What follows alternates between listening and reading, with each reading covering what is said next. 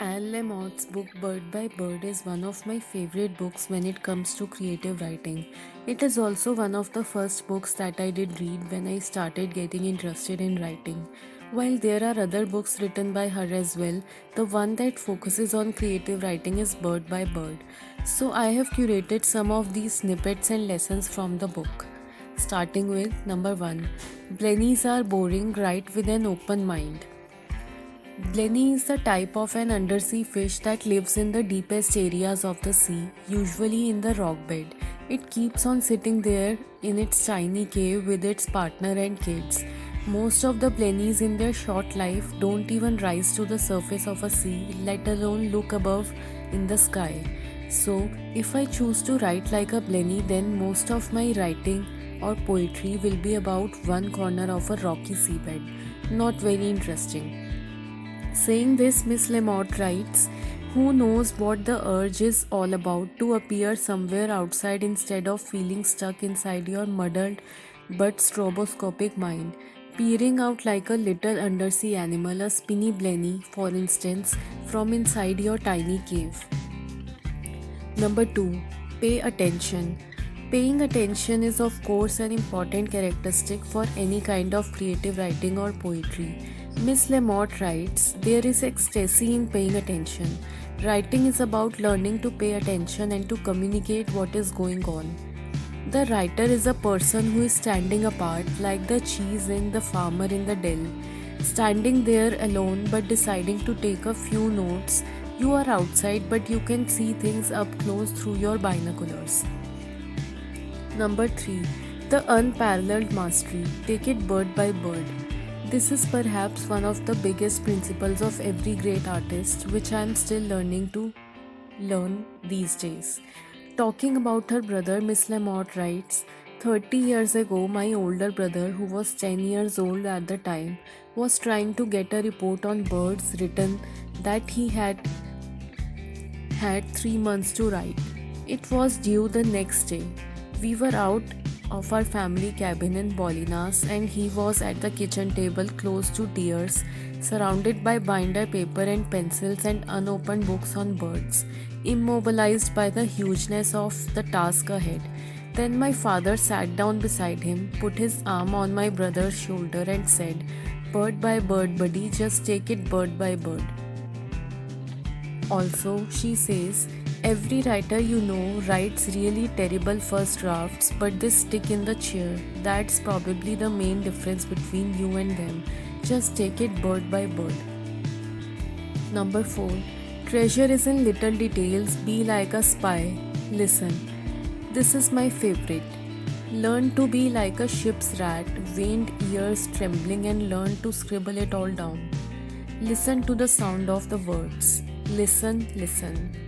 Number 5. The writing process. She explains beautifully. You sit down, I say. You try to sit down at approximately the same time every day. So you sit down at say 9 every morning or 10 every night. You put a piece of paper in the typewriter or you turn on your computer and bring up the right file. And then you stare at it for an hour or so. You begin rocking. Just a little at first and then like a huge autistic child. You look at the ceiling and over at the clock, yawn and stare at the paper again. Then with your fingers poised on the keyboard, you squint at an image that is forming in your mind. A scene, a locale, a character, whatever the other voices in your mind. The other voices are banshees and drunken monkeys. There may be a listing of things that must be done right this moment. Foods that must come out of the freezer, appointments that must be cancelled or made, hairs that must be tweezed. But you hold your imaginary gun to your head and make yourself stay at the desk. Yet somehow in the face of all this you clear a space and you begin to compose sentences. You begin to string words together like beads to tell a story.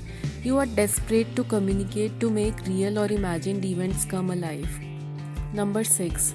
Writing is a painful, sometimes depressing work to do, but if you do it well enough, people will connect. When we use the most depressing and painful feelings to write something, the writing stirs people's hearts, and this is what the ultimate purpose of any art form is. Describing this, Miss Lamott writes, "When I was 21, I had my tonsils removed. For the entire week afterwards, swallowing hurt so much that I could barely open my mouth for a straw. The nurse told me that I needed to buy some gum and to chew it vigorously, the thought of which made me clutch at my throat. She explained that when we have a wound in our body, the nearby muscles cramp around it to protect it from any more violation and from infection, that I would need to use these muscles if I wanted them to relax again. I began to chew it, all the pain was gone permanently.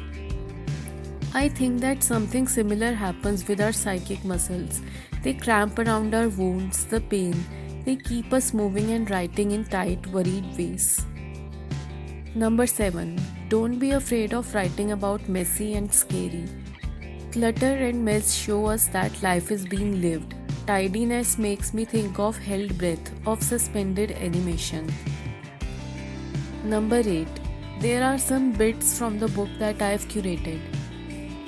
Don't make a character perfect. Without faults, it loses touch of reality. Write straight into the emotional center of things. Write towards vulnerability. Risk being unliked. As a writer, you take all that you have listened, observed, or overheard and turn it into gold. Or at least you try. Think of your writing as a gift to the world. No one cares if you write, so you have to. You will be old and grey whether or not you express your creativity, but you will be sad if you don't. A character is defined by its description and dialogue. To create any character, the narrator or writer needs to see it in him or herself, because the narrator is the one who holds the character together. Ending with, "Tell the truth." Thank you.